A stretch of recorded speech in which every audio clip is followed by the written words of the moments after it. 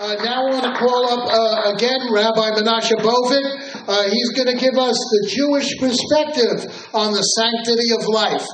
We just had a wonderful event with the rabbi. It's his 10 years anniversary as the rabbi of Bellerose Jewish Center. And we had a wonderful community-wide celebration for him at the shul, and we wish for 10 years more. Amen. Thank you, Coach. And thank you, Dawn. Thank you, Dawn. She mentioned this character, a professor at Princeton, Peter Singer, and the universities have been totally distorted. I mean, those of you who have children who are getting to be the age to think about sending them to college, maybe you should reconsider that decision unless they're going for a specific purpose. Peter Singer is a madman. He also talks about the ethics of people having sexual relations with animals. This guy's he's a complete lunatic, and yet he is putting a toxic ideology into the minds of impressionable young people. So these are very, very serious things that we're dealing with. Now, I want to talk about the sanctity of life in Jewish tradition. And it would seem to be something that we shouldn't even have to talk about. If you just do a simple perusal of all major religions really forbid abortion. I mean, that's across the board in their traditional forms. Judaism, Christianity, even Islam. I looked into Hinduism, Buddhism. They have various different perspectives and different in unique circumstances. But the basic idea is all major religions do respect the sanctity of life, and that they forbid abortion. So how do we get to the point that we are at today? Now, if you would, sometimes I'm horrified when TV programs will put on a liberal rabbi who will come on and he'll speak, or she, oftentimes there's a lot of female rabbis today in the liberal movements, and they'll speak about abortion. And they'll talk about how Jewish tradition allows abortion. Jewish tradition has never forbade abortion. And they become the standard bearer for what the Jewish opinion is in the media. And that's what is promoted. And that's part of this situation of the left having drilled into every institution of society. The leftist ideology, the statist ideology, which sees the human life as being nothing except for something to help propel forward the intentions of the state. So therefore, the human life is not that important unless it benefits the state. And these leftists have drilled into every institution, the universities I mentioned, but also they've drilled into every religious group also. And Judaism, has different movements in Judaism. The major movements are Orthodox, Conservative, and Reform. There's a group called Reconstructionists, which is kind of a break-off group, which is even more liberal than the Reform is. And then there's people like myself, who I'm an independent. I'm educated as an Orthodox rabbi, but I'm not Orthodox. However, when it comes to issues of life, I always still maintain the Orthodox position. When it comes to different, perhaps, ritual questions about the keeping of the Sabbath or other issues that are ritual matters between a human being and God, then I sometimes will look to different perspectives. But we're going to speak right now about what actually is the authentic Jewish idea of the sanctity of life. Now, let's start from the corrupted view first. The corrupted view first is that you will find many liberal rabbis, either in publications or in their speaking presentations, will refer to various different Talmudic decisions which apparently allow abortion. They will also refer to a case that we see in the book of Exodus, where two men are fighting, and they collide with each other in their fighting, and they end up bouncing against the woman who's pregnant and she miscarries. And the penalty is that the people who are fighting now have to pay a financial penalty to the father of the unborn child. So they say, well, it just goes to show, if it was a murder, there wouldn't be just a financial penalty, so therefore there's no personhood there. So they'll use that as a reference. They also refer to very certain Talmudic references that talk about in different cases, and they'll quote, for instance, Maimonides, the Rambam. who talks about a situation where a woman would be experiencing a pregnancy which is endangering her life, which could cause her to die.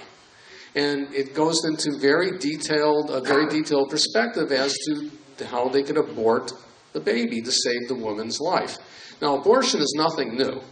People have been doing this. Even Paleolithic people knew how to do abortions. It's not that complicated of a procedure, actually. So this is not a new issue. Now, those rabbis and spokesmen for the liberal forms of Judaism who like to take this perspective, and they quote, there's numerous different Talmudic sources they could quote from that seem to, they're presenting it as an allowance for abortion. But what I want to present here is that this is a distortion and is an inauthentic way of presenting what those texts are actually saying. Now, we can go to the other end of the spectrum, and we can see that it says it talks about in the book of Genesis, it talks about a person who kills somebody. It goes dam badam. I have the Hebrew right here in the original, but for brevity, I'll just speak about it outside. So what it means in translation is a person who murders somebody else will then his blood would be then shed by other humans, would get the death penalty for being a murderer. Now, there's another Talmudic interpretation by the language, where you say the letter bet in front of the word instead of meaning through can mean in, literally can mean in. So it would say adam adam, meaning the blood of a human inside a human. And they would say that means this talking about a person who does an abortion, who intentionally aborts a baby, is considered to be a murderer. And that you'll find that also in the Talmud, in those explanations. So there's a lot of material there, and in the wrong hands it could be distorted.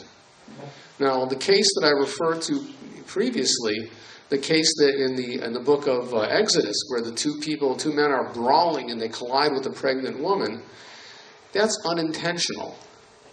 That's an unintentional situation. These people were fighting. No one intended on colliding with this woman and causing her to miscarry. So right away we have a distortion there when individuals attempt to take that and use that as a way of giving a permission to perform abortions. Now also let's talk about these different Talmudic references that go and try to present the opinion that, because remember, they're very detailed. They talk about the different procedures and how they could be done. Even we're talking about late term. We're talking about late term in the pregnancy. But these are circumstances that in today's world really don't exist anymore. With the medical technology we have today, the rare case of a woman who's going to be killed by giving birth really doesn't exist anymore. It really doesn't. So it's really a moot point that they're distorting and taking completely out of context and out of perspective to try to present a permission to do something which is really not permitted. And that's really the facts. It's really not that difficult. It's really pretty straightforward. And we know it's pretty straightforward because there's rabbis. Jewish law the word for it is called halacha. And halacha doesn't literally translate to law. It translates to kind of like the way you go. It means like from the same root of the word is to walk. So it's a way you go. It's guidance. It's not hard-based law. It's guidance, and there will be differences of opinion. Even in modern day, there are some rabbis, even within the Orthodox world, who will be more lenient. They may give permission for an abortion in a circumstance where, let's say, there be a woman who has severe psychiatric problems, and they believe that she would go completely insane if she would go through with this pregnancy. But those rabbis are generally what's called a yachid, a minority opinion, and the major opinions don't go to that extreme. The major opinions only would allow abortion in the most dire circumstances. As a matter of fact, it goes so far that there was a Rabbi Moshe Feinstein, and he was considered what's called in Hebrew the Gadol Hador, which means the great rabbi of the generation. When I was in yeshiva, we would follow his opinions in my yeshiva were authoritative. And his opinion was that even amniocentesis should not be done. He says it should not be done because they could get a report back that there could be some issue with the pregnancy, some health issue, and the parents might get scared by that and they might want to abort the baby when they hear that. That's how extreme Reb Moshe was on this, extreme in a good way, in protecting life. And he makes it very clear that abortion is a form of murder. Now let's talk about personhood here a little bit, because that's what Dawn was talking about. I want to touch on that. That doesn't mean to say that in Jewish tradition an unborn child is considered exactly the same as a person who has been born already. It's hard. It's hard to find the right English term for it, but it would be a person who is personing, maybe be the best way to say that. It's hard. I can't find the right terminology for it, because at this point the unborn baby is still dependent on the mother. So in different rabbis, in talking about their decisions on Jewish law, if someone would commit an abortion, they would not, for instance, in Jewish law, there is a death penalty for a murderer who intentionally murders. Now, according to Jewish law, the murderer would have to have been warned that you shouldn't do this, that killing somebody is a death penalty offense by witnesses, and they go ahead and they kill the person. There's a death penalty for being a murderer. Now, the person who commits the abortion there would not be a death penalty for that because the child has not been born yet. However, there would be a kind of spiritual excision that would take place. It's called korate, which means that the person is, in a sense, these are mystical ideas. It means that they'd be cut off from God in a way. They'd be spiritually cut off from God. But overwhelmingly, we see that all the major Orthodox rabbinical groups all make it very clear that they stood from the beginning opposed to Roe v.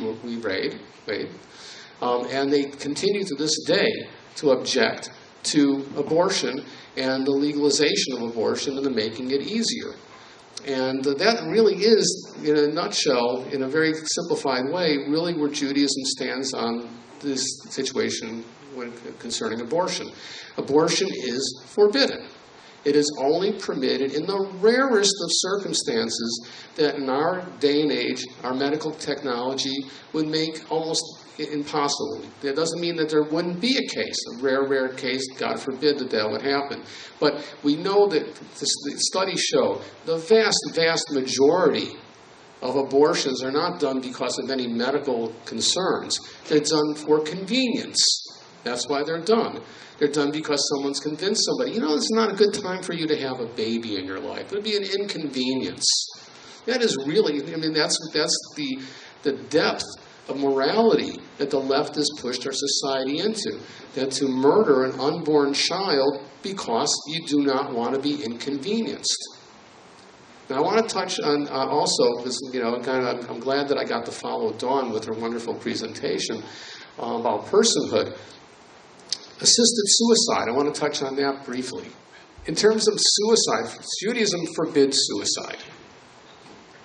God has given you the gift of life, given you this body to live in this world, to do good in this world, to serve as a partner with God in this world. That's why we have physical form.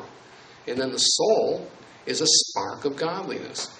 To intentionally take one's life, Jewish tradition, actually a person who would intentionally and clear-mindedly commit suicide would not be able to be given Jewish burial rights.